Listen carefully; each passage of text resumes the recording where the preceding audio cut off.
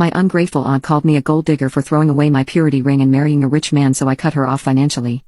I told her that if she wanted to celebrate with my daughter she just had to say so and I would let her go to her house so they could spend the day together, but she just said that she's no one's second option, that she's poor but that she still has dignity, not like me, who as a teenager threw away her purity ring to sleep with a rich old man so he could pay her college tuition. And here let me clarify something. Yes, I was 19 when I started getting sexually involved with my husband, but it wasn't for money, because at that time I was working at his house and I earned enough to pay for my studies. It was something that happened out of attraction, and you can't handle that regardless of whether the person has money or not. And yes, I threw away the purity ring that she gave me because I no longer wanted to continue living the way she and my family wanted. I thought, and still think, that giving a child a purity ring and making her promise to be a virgin until marriage is very sexist, and there is no way I would support that now.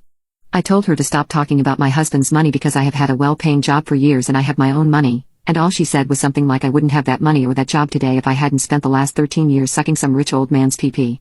When she said that I had enough and told her that if she hated my or my husband's money so much then there was no point in continuing to help her financially. And I said that because about 4 months ago she lost her job and I'm the one who has been paying the rent for the place she lives since then.